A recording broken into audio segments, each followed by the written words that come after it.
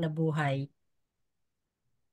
Linisin mo ang aming puso sa aming kasalanan at idulot mo ang iyong liwanag, ang iyong pag-aliw at ang iyong pag-ibig, nang sa gayon ay maging karapat-dapat kaming makasama ka sa gaganaping biblical spirituality sa gabing ito. Dakilang Diyos na aming Ama, kami nagsama-sama sa ngalan ni Jesus. Ang salita mo ay maging aming patnubay, sapagkat ang salita mo ay buhay. Turuan mo kaming sa salita mo ay mahalina at makatagpo ng kaluwagan, pag-asa at lakas upang ang buhay namin ay umugat sa iyo na aming amang dinadakila. Kami naway manatiling mulat sa katotohanan at laging nagagalak sa iyong pagkalima. Nagpapasalamat kami sa presensya ng bawat isa na iyong tinawag. Magbigay sigla ka po at kalinawagan sa aming tagapagsalita, ang aming minamahal na si Father Ado, at ang lahat ng nag-asikaso upang ang espiritual na pagpupulong sa gabing ito ay maging ganap at matagumpay. Ang lahat ng ito ay aming pagsamo sa iyo, aming Ama, sa pamamagitan na iyong anak na aming tagapagtaguyod at ang banal na Espiritu Santo. Amen. Sa ngalan ng Ama, ng Anak, at ng Diyos Espiritu Santo. Amen. Ngayon po ay anayayahan natin ang banal na Espiritu sa pamamagitan ng awit.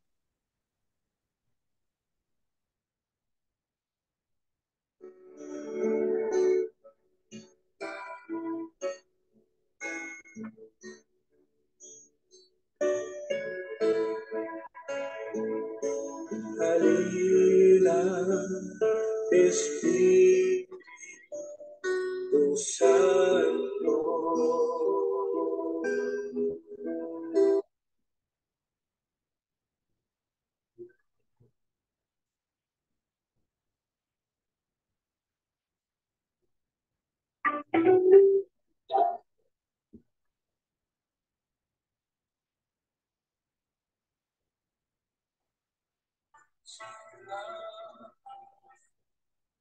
At lakas ng mahina, pag-asa ka namin lahat. Halina, Espiritu Santo.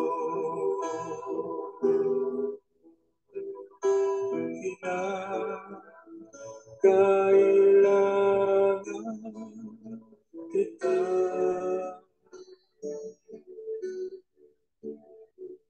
sigla at lakas na mahina,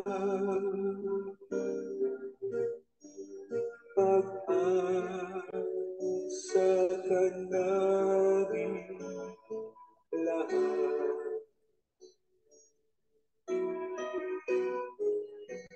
Halina, Espiritu Santo.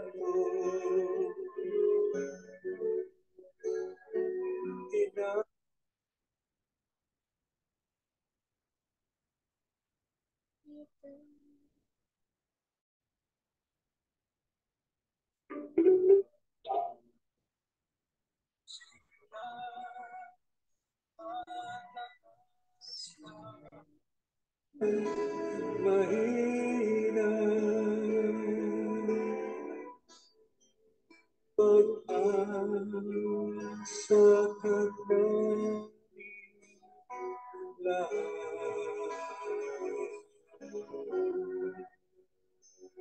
Pag-asa ka namin lahat.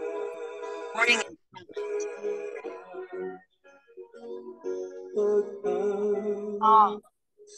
ka namin lahat.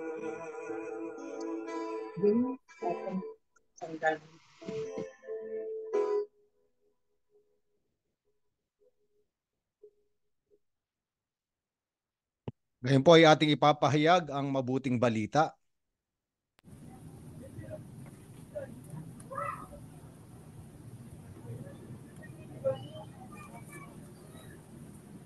Ang mabuting balita ng Panginoon ayon kay San Lucas. Papuri sa iyo, Noong panahong iyon, samantalang pinag-uusapan ng mga alagad ni Jesus kung paanong nakilala si Jesus sa paghahati-hati ng tinapay. Si Jesus ay tumayo sa gitna nila. Sumainyo ang kapayapaan, sabi niya sa kanila. Ngunit nagulat sila at natakot sapagkat akala nila'y multo ang nasa harapan nila. Kaya't sinabi ni Jesus sa kanila, "Ano't kayo'y nagugulumihanan? Bakit nag-aalinlangan pa kayo? Tingnan ninyo ang aking kamay at paa. Ako nga ito. Hipuin ninyo ako at pagmasdan. Ang multo'y walang laman at buto, ngunit ako'y mayroon, tulad ng nakikita ninyo." At pagkasabi nito, ipinakita niya sa kanila ang kanyang mga kamay at mga paa. Nang hindi pa rin sila makapaniwala dahil sa malaking galak at pagkamangha, tinanong sila ni Jesus, "May makakain ba riyan?" Siya'y binigyan nila ng kaputol na isdang inihaw. Kinuha niya ito at kinain sa harapan nila. Pagkatapos sinabi sa mga alagad, "Ito ang tinutukoy ko na sabihin ko sa inyo noong kasakasama pa ninyo ako.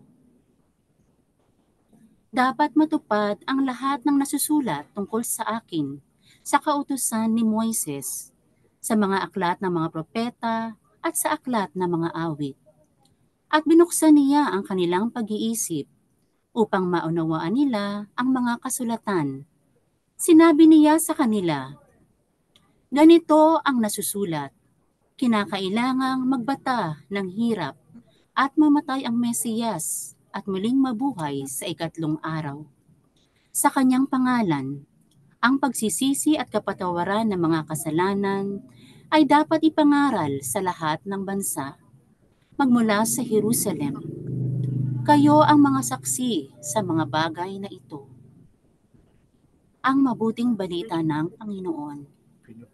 pinupuri ka namin, Panginoong Hesukristo. Ngayon po tayo ay mananahimik para namnamin at pagnilayan yung mabuting balitang ating napakinggan.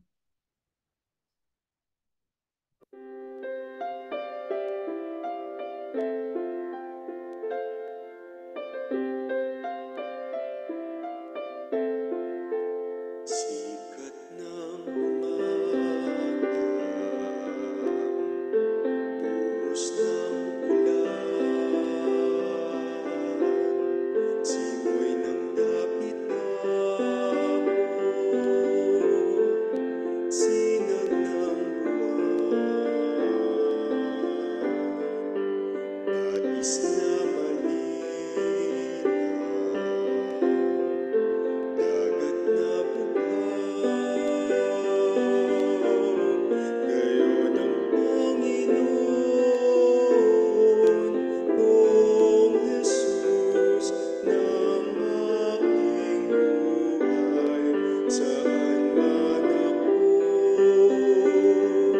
umaling, ika'y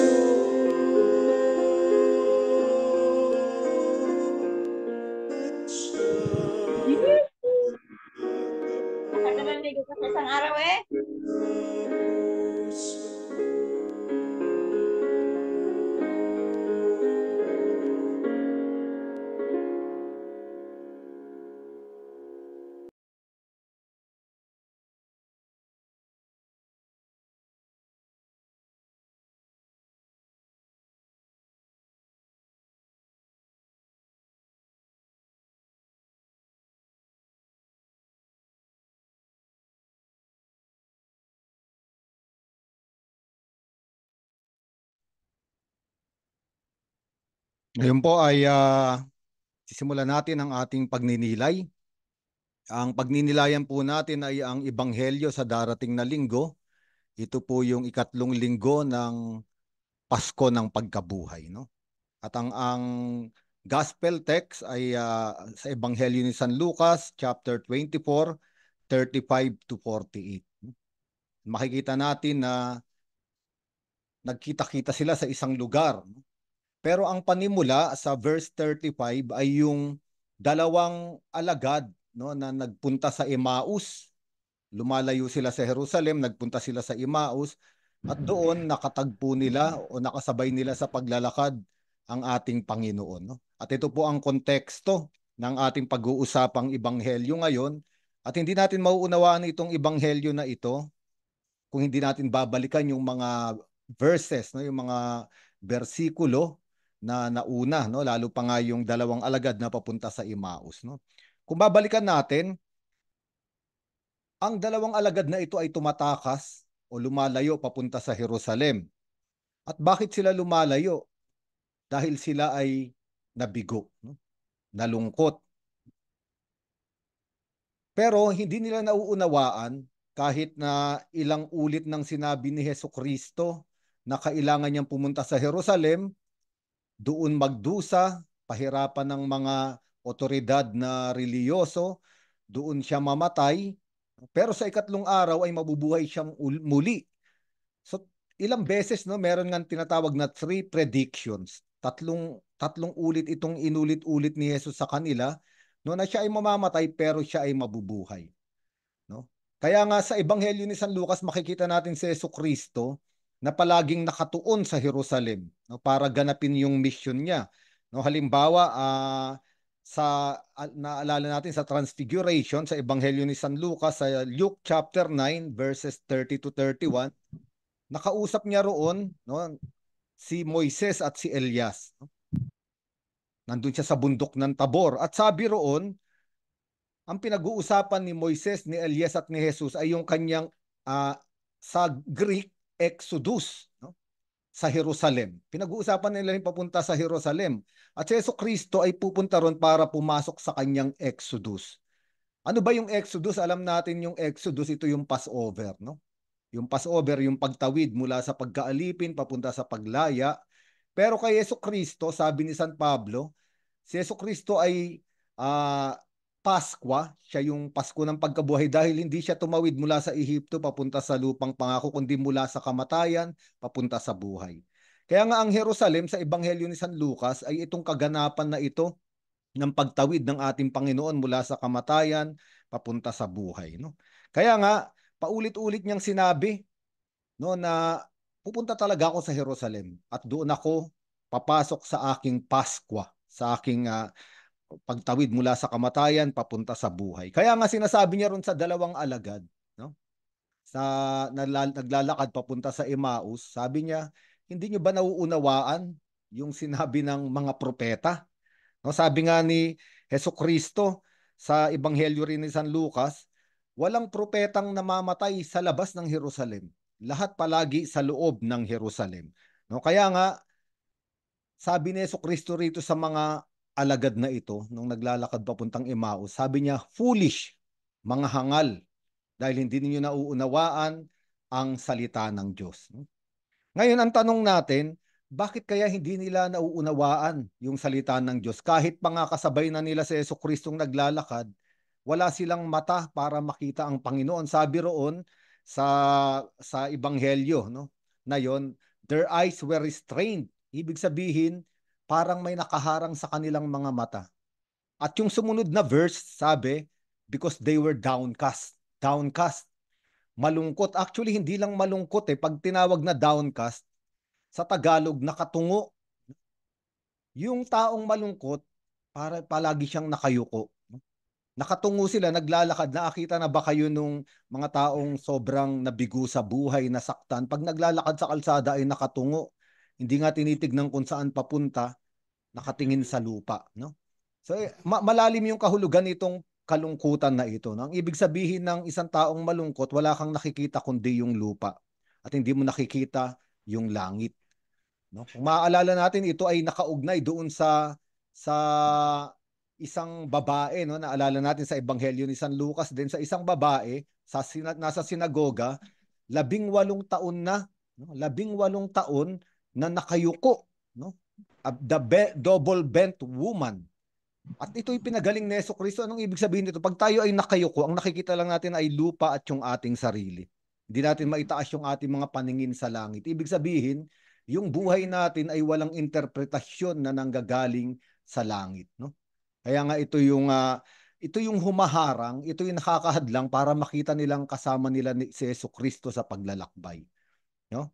At kaya sila malungkot dahil sinabi nga doon, sabi nila, ikaw lang ba ang hindi nakakaalam, sabi nila kay Jesus, na nangyari sa Jerusalem? Itong si Jesucristo, napaka makapangyarihan tao. Nagpamulat ng mga bulag, bumuhay ng mga patay, nagpalayas ng mga demonyo. Akala namin siya yung magiging kaligtasan namin, pero siya ay pinatay. So ibig sabihin, yung Jerusalem sa isip nila ay Jerusalem ng kabiguan. Jerusalem ng pagdurusa. No? Kaya sila umalis sa Jerusalem. At itong ebanghelyo na ito ay para sa atin ding lahat, no? Kasi minsan may pangako ang Diyos sa atin. May pangako ang Diyos, no? Totoo, dadanas tayo ng pagdurusa, dadanas tayo ng mga krus sa buhay. Pero ang pangako ng Diyos, doon sa pagdurusa na yun, sa mga krus na yun, doon din tayo muling bubuhayin ng Diyos. Doon niya tayo ibabangon. Pero ang magiging problema, katulad nitong dalawang alagad na ito, ang magiging problema ay kapag hindi tayo naniwala sa pangako o nakalimutan natin yung pangako. Actually, sila nakalimutan nila yung pangako na mabubuhay si Jesucristo, kaya sila umalis. Kaya minsan, ang tao ay tumatakas sa kanyang Jerusalem. Tumatakas sa kanyang problema dahil nakalimutan niya yung pangako. Kaya nga ang tanong sa atin, nitong panimula nitong ebanghelyo na ito, ano ba yung Jerusalem natin? Kung saan pinapangako ng Diyos na totoo may suliranin, pero diyan tayo ibabang. O tayo ba ay tumatakas palayo? Alam naman natin na kapag ang tao ay tumakas palayo sa krus sa kanyang problema, wala siyang malulutas, no? Walang pupuntahan. Yung iba nga, 'di ba, na nagugumon sa paglalasing, sa bawal na gamot, nagugumon sa paglalaro, sa sugal para lang takasan yung buhay, yung kanyang Jerusalem. Salamat na lang, sinabihan sila ni Jesucristo, ang hahangal ninyo. At pinaliwanag niya sa kanila yung kasulatan mula kay Moises sa mga propeta. At unti-unti, yung mga taong malungkot na ito, sabi ron, biglang nag-alab yung kanilang puso. Parang yung pusong malamig, pusong patay, ay nabuhay na magmuli. Dumalo ili yung dugo. Kaya nga, huling-huli, nung dumating na sila sa Emmaus, nakilala nila sa Jesucristo nung biniak niya yung tinapay. Breaking of the bread. Ngayon, ang tanong, bakit kaya naalala nila at nakilala nila si Jesucristo sa pamamagitan ng tinapay? No? Alam natin na si Jesucristo, unang-una, ilang beses siyang gumawa ng milagro, no? Miracle of the loaves, no? Pinakain niya yung 5,000, no? Pinakain niya yung 5,000. At pangalawa, makikita natin na si Jesucristo noong huling hapunan, no? Noong huling hapunan, itinaas niya yung tinapay at sinabi niya, ito ang aking katawan na ihahandog para sa inyo. At doon sa John chapter 6, pinakilala ni Jesucristo, I am the bread of life. Ako ang tinapay ng buhay. At doon, unti-unti nilang naalala, ito nga pala si Jesucristo. No? Ngayon ang tinapay, mga kapatid, sa mga Hudyo, mahalaga rin ito. No? Actually, yung huling hapunan na ginawa ni Jesucristo, hindi niya inimbento yun. Yung huling hapunan na ginawa ni Jesucristo, ayun yung Paskwa ng mga Hudyo. Pinagdiriwang nila ron yung Exodus, yung Passover. At isa sa mahalagang elemento ron ay yung unleavened bread. No, ang tawag sa Hebreyo ay matzah. No? At itong unleavened bread, ito yung simbolo na sila ay tatawid na. No, kaya nga nagmamadali at di na umalsa yung tinapay. No? At alam naman natin ito, na yung tinapay din ay simbolo ng Passover, ng Pasko ng pagkabuhay, pagtawid mula sa kamatayan papunta sa buhay. No, kaya nga, ayun yung simula na itong ebanghelyo natin na sinabi nila na nakilala nila sa Jesucristo doon sa paghahati-hati ng tinapay. No? Okay, ngayon, noong Pagkatapos noon, habang nag-uusap sila, biglang dumating si Jesucristo. Naalala ninyo yung Biblical Spirituality Weekly natin noong nakaraang linggo. Ganon din. No? Biglang nandun na sa gitna nila ang ating Panginoon. At ang ibinigay sa kanila ay yung kapayapaan. No? Pinag-usapan natin itong kapayapaan. Kapayapaan, shalom, hindi lang isang buhay na walang problema, kundi isang buhay na buo. No? Buo. At yung kapayapaan, isa ito sa regalo o sa bunga ng Espiritu Santo. No? Yung kapayapaan ay palaging nasa loob. Ulitin natin yung sinabi natin nung isang linggo. No? Kahit hanapin mo yung kapayapaan kung saan-saang lugar o kung saan-saang tao, kung walang kapayapaan sa loob, walang shalom, wala pa rin kapayapaan. Kaya nga, ito ay bunga ng Espiritu Santo dahil ito'y pinagkakaloob sa tao. Okay, kaya nga, pagkatapos noon, natakot sila kahit binati na sila ni Jesucristo ng kapayapaan. No? Ang sabi roon, akala nila si Jesucristo ay multo. He is a ghost. No? Bakit kaya na ang tingin nila kay Jesucristo ay isang multo? Makikita natin sa ibang bahagi ng Ebanghelyo kung kailan nabanggit na nakita na ang tingin nila kay Jesucristo ay multo. Ito yung naglakad si Kristo sa ibabaw ng tubig. No, halimbawa, basahin natin sa Mark chapter 6 verse 49 o Matthew chapter 14 verse 26. No? Anong nangyari roon? Nung gabi, pinasakay sila ni Jesucristo sa bangka at sila ay pumalaot. At sa gitna ng tubig, binayo sila ng malalakas na hangin at malalaking alon. At sila ay nayanig, sila ay naguluhan. At nakita nila si Jesucristo naglalakad sa ibabaw ng tubig pero akala nila ay multo. At ay yung mga tagpo na yon ay kaugnay dito sa ebanghelyo natin sapagkat ang bagyo, ang malalakas na alon ay pwedeng nasa loob ng tao. Kasi pwedeng bumagyo, pwedeng magkaroon ng problema sa labas. Pero kung may kapayapaan yung tao, walang bagyo sa loob niya. No, kaya nga kung babasahin natin itong ebanghelyo na pinagdinilayan natin, tinanong sila ni Jesucristo, why are you so agitated? Yung agitated, parang sa tubig, ito pag agitated yung tubig, maalon eh. And why are these doubts stirring in your hearts? Parang bakit itong mga pag-aalinlangan ay umaalimpuyo, parang alimpuyo sa inyong mga puso? No? At ito mga kapatid ay isang salita rin para sa ating lahat. No? Marami na tayong karanasan sa Diyos. At malalakas yung karanasan natin sa Diyos sa buhay natin. Mga konkretong pangyayari sa buhay natin na pinaranas sa atin ng Diyos. Kaya alam natin na buhay ang Diyos at totoo ang Diyos. Pero ganun pa rin, no, katulad ng mga alagad, no, kapag may dumarating na malalakas na bagyo sa buhay, alimpuyo. No? Minsan, no, para tayong mga alagad, akala natin sa Diyos ay multo o isang ideya lang, isang konsepto at hindi totoo. At ito ang karanasan ng maraming tao. Marami nga akong naririnig na nagtatampo sila sa Diyos, ayaw na nilang maniwala sa Diyos, no, dahil hindi sila tinulungan sa kanilang mga bagyo sa buhay. At ito ay kadalasan nangyayari sa maraming tao. No? At ito rin yung tanong ni Jesucristo, bakit merong alimpuyo? No? Bakit merong alon sa kalooban ninyo? Bakit ayaw nyo pang maniwala? No? Na totoo ako. Kaya para patunayan ni Jesucristo na totoo siya, ginawa niya ay pinakita niya yung kanyang mga sugat. No? Naalala natin nung nakaraang Biblical Spirituality Weekly natin na pinakita niya yung mga sugat niya. Sa mga alagad, pinapahawakan niya nga kay Tomas, no? Para sabihin na konkreto na nangyari na pumasok ako sa kamatayan sa pagdurusa, pinako ako sa krus, pero muli akong nabuhay. Parang sinasabi ni Jesucristo, konkreto, totoo, na merong mga kamatayan sa buhay natin. May mga pagdurusa tayong dadaanan. Maaring masugatan tayo doon. No, pero nung pinapakita niya yung mga sugat, pero buhay ako. Andito ako ngayon sa harapan ninyo. Kaya nga mga kapatid, ito'y napakaganda sa atin sapagkat minsan para patunayan ng Diyos na konkreto siya at buhay siya sa buhay natin. No? Minsan talaga pinapadaan niya tayo sa pagdurusa. Minsan hinahayaan niya tayong masugatan, madapa. No? Pero ang gusto niya ring mangyari sa atin, katulad niya, no, na isang araw ay bumangon tayo at ipakita sa mga tao, totoo na sugatan ako. Ito nga yung mga marka, yung mga peklat ng sugat ko. Marka, no?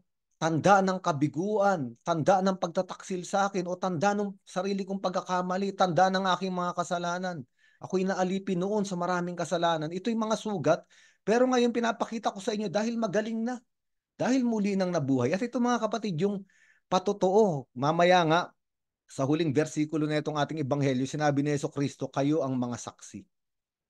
Ibig sabihin ng pagsaksi natin sa Panginoon ay dahil naranasan din natin yung pagpasok sa krus. Pero hindi tayo nawasak. Nasugatan, pero itong sugat na ito nga yung tanda para ipakilala natin ng Panginoon sa tao. No? At pagkatapos nun, lumigaya sila. No? Joy. Sabi rito sa ebanghelyo na ito, their joy was so great. Napakalaking kaligayahan sa kalooban nila. Ibig sabihin yung alimpuyo, yung takot, yung pag-aalinlangan, nung makatagpo nila sa Jesucristong nabuhay, muling nabuhay, ay napalitan ng kaligayahan.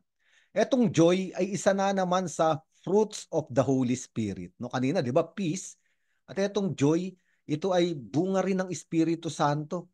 At ang joy, katulad ng peace, hindi natin ito makikita sa labas.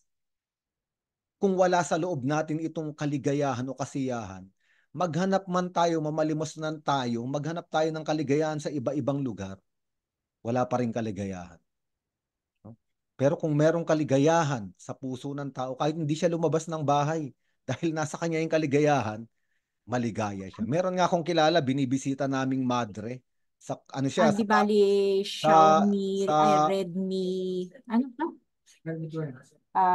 Xiaomi Redmi. sa cloistered nun siya sa Capuchinas, sa Poor Clares, no, doon sa Batangas. Ang mga mongha, nabubuhay lang sila sa isang maliit na cell, tinatawag, no, maliit na kwarto. Ayun lang yung mundo nila. Maliit na kwarto. Pero kapag binibisita ko, nakikita ko yung mukha niya nagliliwanag. Bakit? Kasi yung joy nasa loob niya. Hindi niya kailangang lumabas doon sa maliit na kwarto niya para maghanap ng kaligayahan. No? Meron naman akong kilala, no, isang babae, no, kaibigan ko, nalibot niya na yung buong mundo para hanapin daw yung kanyang sarili. Hanggang ngayon hindi pa rin siya maligaya. Ito yung kulang.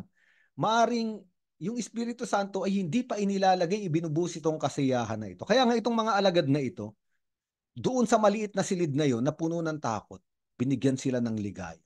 At ito'y dinala na nila habang buhay. No? Ito yung tinatawag na Passover from fear to joy. At para patunayan pa ni Jesucristo na muli siyang nabuhay at tao siya, sabi niya, may makakain ba dyan? May makakain ba dyan? Bigyan niyo naman akong pagkain. At naghanap sila at nakakita sila ng isda. No? At ito ay mahalaga rin mga kapatid. No? Yung kanina yung tanda ng tinapay, ito naman yung tanda ng isda. Pag binasa natin sa Ebanghelyo ni San Juan sa John chapter 21, makikita natin doon na ang palatandaan din ni Jesucristo na muli siyang nabuhay ay tinapay at isda. No? At ito yung pinakain nila. Ngayon, pero ang kahulugan ng isda, mga kapatid, alam naman natin ito, napakalalim ng kahulugan nito. Unang-una, ang isda, ang tawag dito sa Hebreyo ay dag. No, dag. Kung sa spelling natin ay D-A-G. Dag. No, pero sa Hebreyo, bawat letra ay may katumbas na numero. Yung dag, ito yung dalet na tinatawag sa Hebreyo. Ang katumbas na itong numero ay 4, 4. At yung G, dahil wala naman silang vowels eh. Pero yung G, yung gimel, ang katumbas nito ay 3. So pag pinagsama mo yung dalet at gimel, kinumpute yung number, magiging 7. Kaya sa mga Hudyo mahalaga ang isda kasi ito ay 7. At yung 7, ito yung araw ng Sabat sa kanila. Araw ng Sabat kung saan sila ay nagpapahinga sa pag-ibig ng Diyos. Kaya nga pag Sabat, palagi dapat meron daw isda sa kinakain ng mga Hebreyo. No? Pangalawa, itong isda ay simbolo ng Mesiyas. Kasi kung maaalala ninyo, ang mga Israelita ay naglakad ng 40 taon sa disyerto. At kinakain lang nila ron yung mana at yung binigay na karne ng mga kaapugo ng Diyos. No?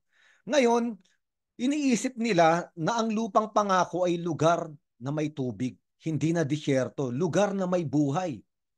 Kaya nga, nangangarap sila nung nasa disyerto sila na isang araw kakain kami ng pagkaing nagmumula sa tubig. At of course, ito yung isda.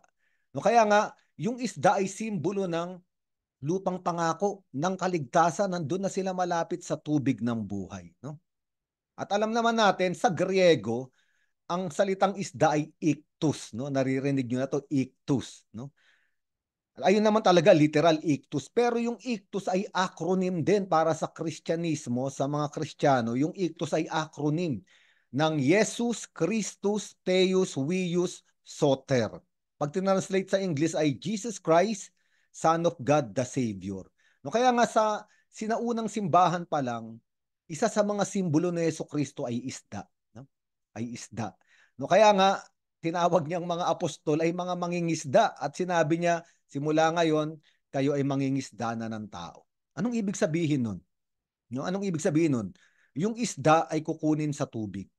At yung tubig ay simbolo ng kamatayan. Alam natin ito sa baha nung panahon ni Noah, no? At itong Red Sea, itong dagat na pula na papatay sana sa Israel. Simbolo ito ng kamatayan. At para kunin yung isda sa tubig, kinukuha mo siya sa kamatayan. Kaya sabi sa mga apostol, kayo ay mangingisda na ng tao. Ibig sabihin, kukunin niyo yung mga tao na nalulunod, lubog sa kamatayan ng kasalanan, ng kabiguan, ilalabas niyo. Pero ang tanong, pagka nilabas mo yung isda sa tubig, di mamamatay din. Totoo. Kaya nga si Jesucristo, ang simbolo rin niya ay tubig, ay isda, no? Si Jesucristo, simbolo niya ay isda. Totoo, lalabas siya sa kamatayan, maaring ikamatay niya. Bakit? Kasi yung isda kapag kinuha mo sa tubig at kinain o ipinakain mo, namamatay siya habang ibinibigay niya yung buhay. At ito si Jesucristo, namatay siya para ibigay niya yung buhay. Okay? Kaya nga mahalaga itong isda, simbolismo ng ating Panginoon, simbolismo ng Mesiyas. At pagkatapos noon, ipinaliwanag niya sa kanina na lahat simula sa law of Moses, sa batas, sa propeta at sa mga salmo na ang Kristo ay kailangan maghirap at lahat ng ito ay nagaganap o na-fulfill kay Heso Kristo. At ito yung mahalaga mga kapatid kasi itong law, ito yung Torah. Ang simula niya T. Yung prophet sa Hebreo, ang tawag dito ay Nebiim. Nebiim, so N.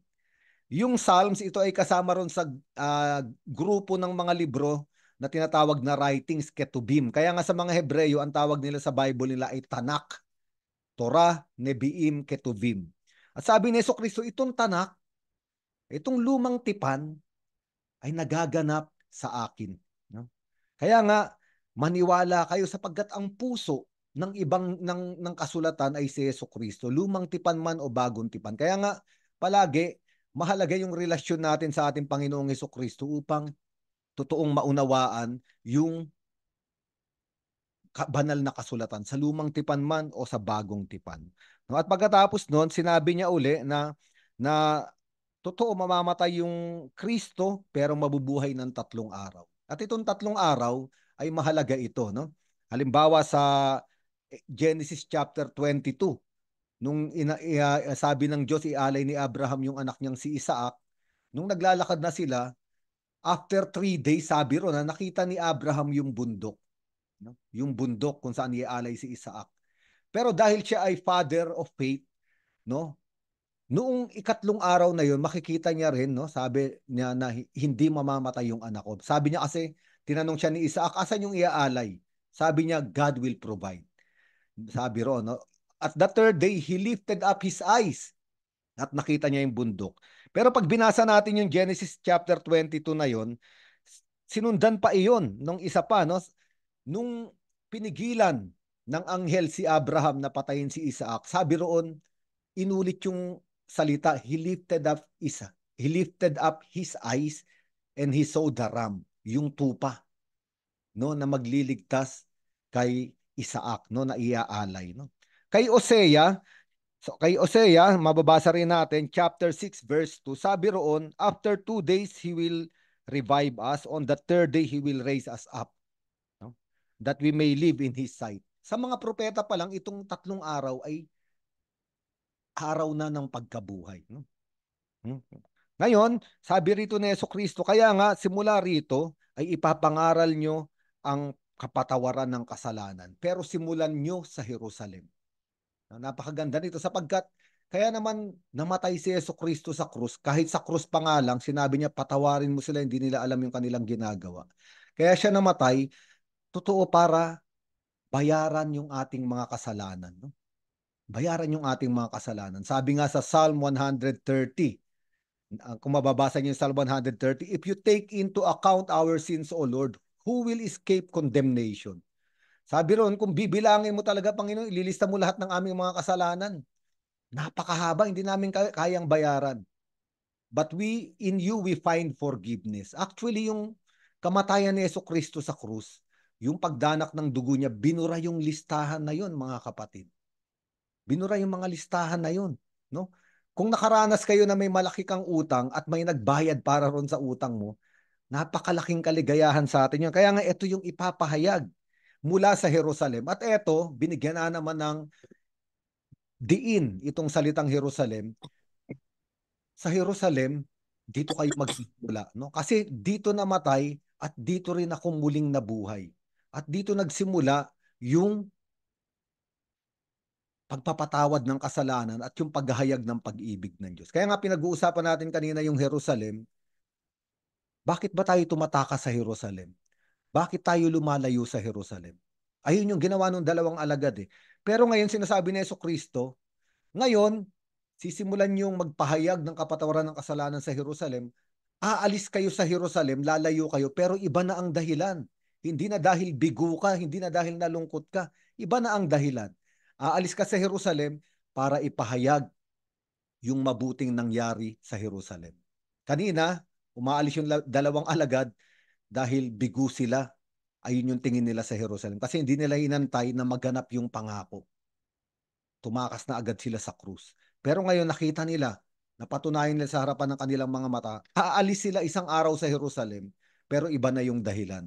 Para ipamalita yung mabuting balita, no, sa lahat sa buong mundo kung ano yung nangyari sa Jerusalem. At ito mga kapatid, yung gustong gawin sa atin ng Diyos, totoo minsan may Jerusalem tayo sa buhay natin. Pero magantay tayo sa pangako ng Diyos. Magantay tayo na ibangon niya tayo. Isang araw, makakalaya tayo sa Jerusalem na yun, hindi dahil tumakas tayo, kundi dahil napatunayan natin yung katapatan ng Diyos. At ito yung ating ipapamalita. Ito mga kapatid, yung ating biblical spirituality. No, ngayon po, papasok tayo sa pagbabahagi. No, sa biblical spirituality weekly po natin, palaging merong dalawang nagbabahagi. No? Isa po sa Bible Apostles, no, na ina-assign, at isa naman po volunteer kahit sino po sa inyo. Ngayon po, yung sa Bible Apostle natin, si Miko. Miko, pwede ka nang magbahagi para sa pinagnilayan nating mabuting balita ngayong gabi.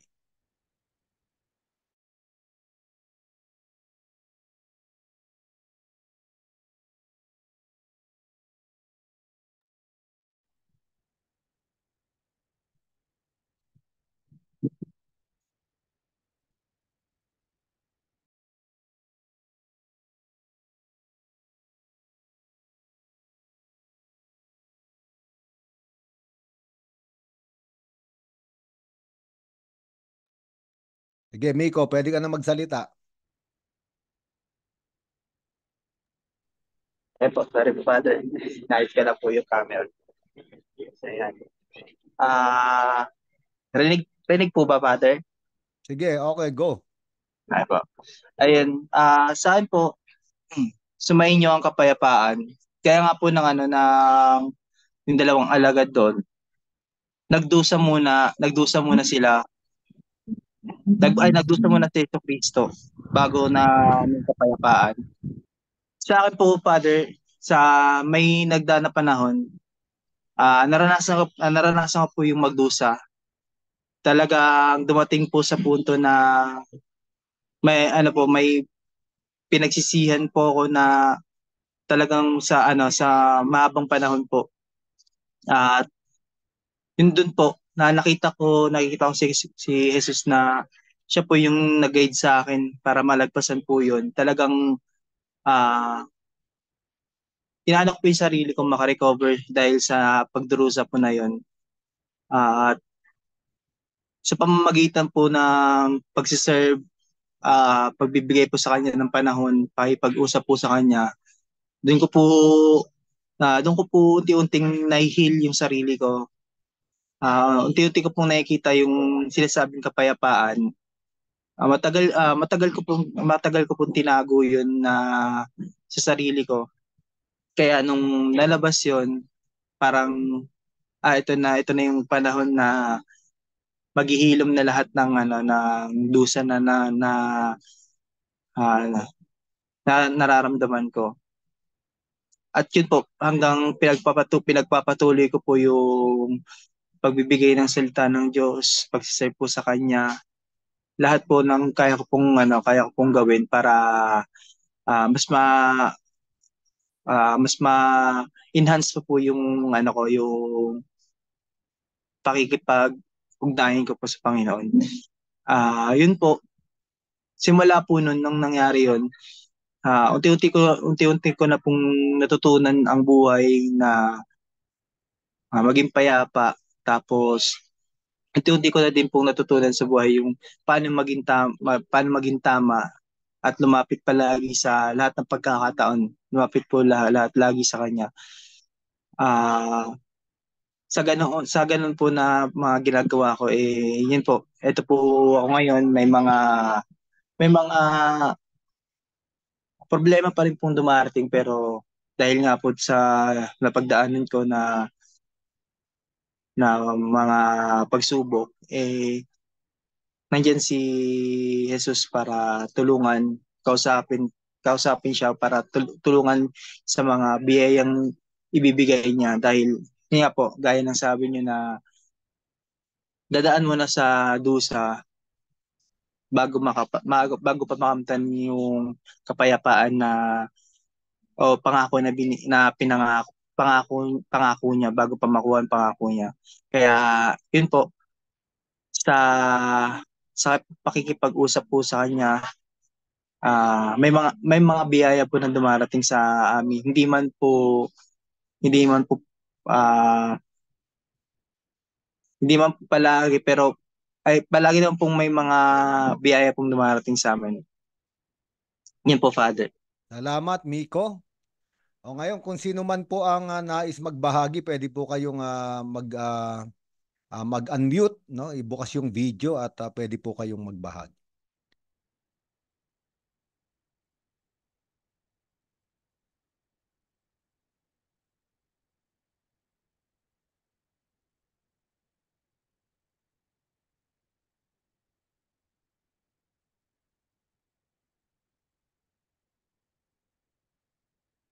Meron pa po ba?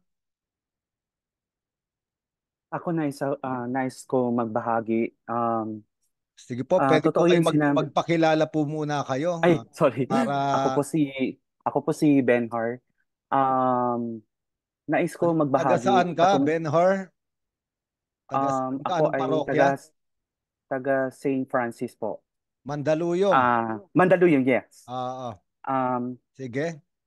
Nais ko rin magbahagi. Totoo yung sinabi ni Father kanina na dumadating din ng panahon na ako ay pumapasok sa pagtatanong sa Diyos no, kung bakit ito ay bakit kailangan dumating or dumaranas ng ganitong pangyayari o pagdurusa. But isang bagay na sinasabi sa akin sa mga salita na kinakailangan na pumasok ako harapin itong Jerusalem na ito dahil nais ng Diyos ako ay makilala ko ang pagiging tapat niya sa akin no, na makita ko na ang Diyos na ito ay hindi nagpapabaya kung ano man ang mga bagay na aking pinagdadaanan. Sa taong katulad ko na mayabang, na mapagmataas, nagmamarunong, madalas ay laman ng aking puso at isipan ay kine-question ko yung pagkilos ng Diyos sa aking buhay, no? At ah, and most of the time, ako ay nabibigo. That's why sabi ni Father kanina na pag ang isang tao ay may pinagdadaanan, siya ay nakayuko sapagkat ito yung tao na hindi niya makita ang kanyang buhay sa gitna nitong mga bagay na pinagdadaanan, no? Pero salamat sa mga pagbasang ito, muli ako ibinigyan, salamat sa katekismo o itong paliwanag ni Father Adonis na ang Diyos ay tunay na hinahayaan niya na mangyari ito para para makilala ko na ang Diyos ay nakiisa rin sa aking paghihirap, no? At kinakailangan ko rin pagdarasan nito dahil nais ng Diyos na ipahayag ko rin na sa gitna ng aking suffering, no, ay nais na ipahayag ko rin sa mga taong nangangailangan na ang Diyos ay naging tapat sa akin, ang kanyang pagmamahal, na hindi ako pinabayaan, na hindi dapat kailangan takasan ang krus, no? Sapagkat totoo nga naman, kahit may mga sitwasyon na hindi favorable sa iyo, meron kang nararamdaman na kapayapaan, no? There are things that is not favorable to you. Events that are not hindi mo inaasahan, na hindi na ayon na gusto mo mangyari. But one thing that the Lord nais niya iparamdam sa akin is meron akong kapayapaan sa gitna nito, no? At meron akong not only kapayapaan, at meron din joy, of course, no? Sabi nga doon that of course hindi ito nagmumula sa kanino man, no? Kundi ito ay nagmumula sa Espiritu Santo na ibinigay ng Diyos sa akin. At nagpapasalamat ako sa Ebanghelyo sapagkat there are situations that I question the wisdom of God. Minsan nga dumating sa punto na para bagang the Lord enjoys making people suffer, no? Parang ganun ba? The Lord enjoys making people suffer while hidden at some place, and then he allows things, happy moments, to delude them into thinking that life is worth living. Parang typical ganun, no? But this sort of catechesis, I think this is what the devil is telling you, to portray that this Lord is like this. Ay winasak ito sa gabing ito, no? Because the Lord is not this is not the type of Diyos. The Lord wants me in my situation to be at peace and to enter into His will. Whatever kung ano yung kalooban ng Diyos para sa akin, kailangan ko ito matanggap. No? I need to submit, no? Okay, Benhur. Benhur, For this salamat. I praise and thank the Lord. Oo. Benhur, Benhur, kung Yeah, Father. gusto mo ba ng kalooban ng Diyos? Kasi Yeah, I diyan like. sa St. Francis Mandaluyong, wala pang ano diyan, coordinator ng Biblical Apostolate. Kung gusto mo bang mag-volunteer, kausapin natin si Father Ding. Kasi Biblical Apostolate itong ano natin. Kailangan natin na pwede ba? Yes, Father. Okay, Father Ding. kukontakin ka ni Sister Lacey. Sister Lacey, paki-message si Benhur para kunin mo yung number niya. Okay, salamat Benhur. Sige. Thank you, Father. Okay, Andrew, ngayon pupunta na tayo sa summary ng lahat na pinag-usapan natin para sa gabing ito. Magandang gabi po sa ating lahat. Kaunting paglalagong lang po sa lahat ng napakagandang pagtalakay ng ating ebanghelyo sa darating na linggo. Magpo-point out lang po ako ng ilan sa aking mga na-note, no? Ang Jerusalem, no, ay nagkaroon ng yung ideya ng Jerusalem na pag-alis ng dalawang alagad doon, no, ng mga disipulo ng Panginoong Kristo. Ang kanilang unang pag-alis, ang tingin nila sa Jerusalem ay Jerusalem na puno ng pagdurusa at kalungkutan at pagkabigo, no? Sapagkat hindi nila nahintay, no? O hindi nila naintindihan kung ano ang pangako ng Diyos na siya ay muling mabubuhay, no? Ngayon, nang nakatagpo na nila ang Panginoong Hesukristo, ang Jerusalem ay nagkaroon ng panibagong ibig sabihin, no? Na ang kanilang pag-alis ngayon sa Jerusalem ay hindi dahil tumatakas sila sa kanilang pagkabigo o sa kanilang kalungkutan, subalit sila ngayon ay lalayo at lalabas sa Jerusalem upang magpatotoo sa napakabuting bagay at mabuting balita na nangyari doon sa Jerusalem. No? Ganun din daw po tayo bilang mga tao, no?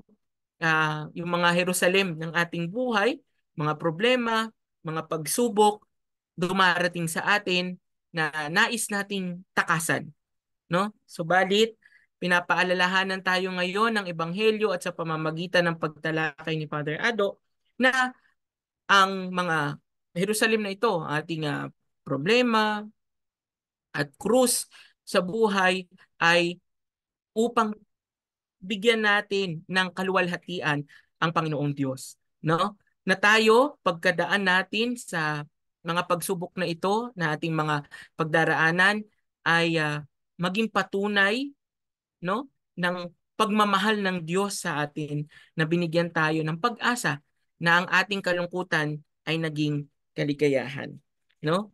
At gusto ko rin pong i-highlight ang binanggit ni Brother Nico, no, na nangyayari nga rin po, no, talaga na nararanasan yung mga pagdurusa, no, sa mga panahon na nagkakaroon tayo ng ganung pagdurusa. Subalit nagkakaroon po yung patuloy na pakikipag-ugnayan sa Diyos, no? At ganun din si Brother Ben-Hur na manatili tayo sa Diyos, manatili ang ating pakikipag-ugnayan sa Diyos at lahat ito ay magiging naaayon sa kanyang kalooban at sa ikabubuti din natin po. Time is up na raw po. Sorry po. Thank you po, Salamat thank you po. po, Roland. Ngayon po, patataas natin ang ating mga panalangin. Kung sinong nais magtaas ng panalangin, mag-unmute po kayo at sama-sama po natin itataas sa Panginoon ang panalangin nais niyong ihatid sa Kanya.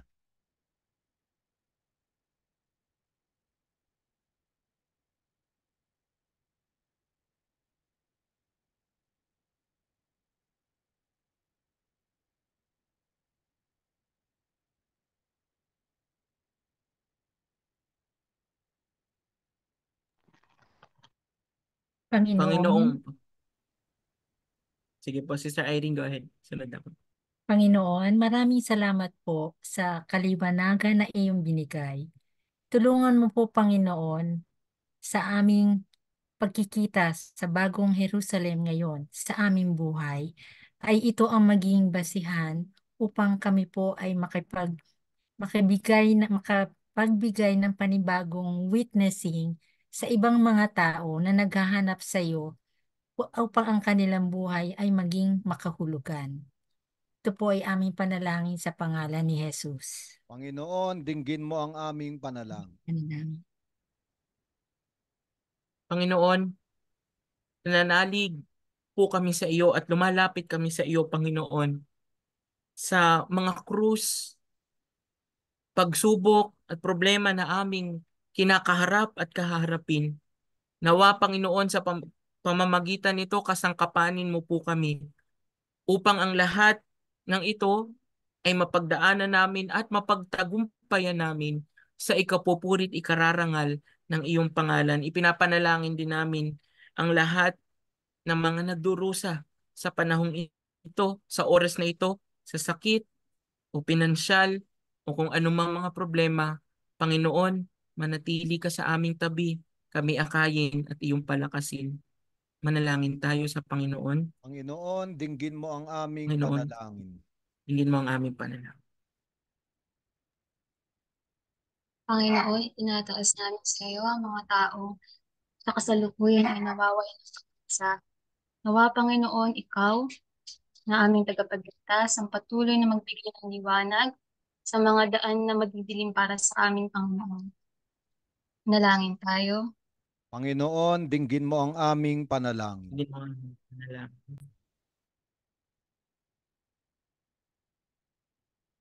Ngayon po ay ating tipunin ang ating mga panalangin sa panalangin itinuro ng ating Panginoon. Ama namin, sumasalangit ka, sambahin ang ngalan mo. Pagpasa amin ang kaharian mo, sundin ang loob mo dito sa lupa para nang sa langit. Bigyan mo kami ngayon ng aming kakanin sa araw-araw. Patawarin mo kami sa aming mga sala para ng pagpapatawad namin sa nagkakasala sa amin, at huwag mo kami ipahintulot sa tukso at iadya mo kami sa lahat ng masama. Ngayon po, bago ang pagbabasbas, ayanyahan natin si Tere para magbigay ng ating mga announcement. Hello po, magandang gabi po sa inyong lahat.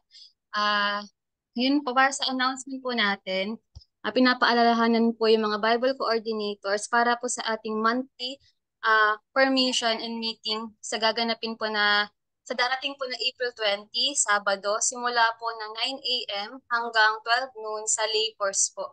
Ayun. And isa pa po, para po dun ma-block nyo na po yung schedule po sa inyong kalendaryo, Father Adonis, ina-announce po namin na meron po tayong annual biblical retreat sa darating po July 19 to 21 sa St. Michael Retreat House Antipolo. Sa mga karagdagang detalye po, sasabihan po namin kayo, and siguro po dun sa monthly permission po natin sa April 20, meron na po kaming update po doon. So, wag niyo rin po sanang kalimutan na mag-subscribe po sa ating YouTube channel. Ayun lang po, Father. Salamat, Tere. O, ngayon po, paalala, itong ating biblical spirituality ay linggo-linggo habang binibigyan tayo ng lakas ng Diyos na tayo ay magnilay, no? Magbahagi, no, sa salita ng Panginoon para sa ating buhay. At mag-anyaya pa po kayo, no? 100 slots sa Zoom natin. Marami po sa FB Live, no? 72 sila na nasa FB Live, no? At yung iba nasa Zoom, no? At pwede pa po tayong mag-imbita. Salamat po. Ngayon, tanggapin po natin ang pagbabasbas. Sumainyo ang Panginoon. At sumayin niyo rin. Pagpalain kayo ng makapangyarihang Diyos, ganun din ang inyong mga pinakamamahal sa buhay, Ama at Anak at Espiritu Santo. Humayo kayong taglay ang muling pagkabuhay ng ating Panginoong Hesukristo. Salamat sa Diyos. Salamat sa Diyos. Magandang gabi po sa inyong lahat. Ipanalangin natin ang isa't isa. Magandang gabi rin po. Maraming salamat po. Magandang gabi po. Thank you. Thank you po, Father. Thank you po. Thank you.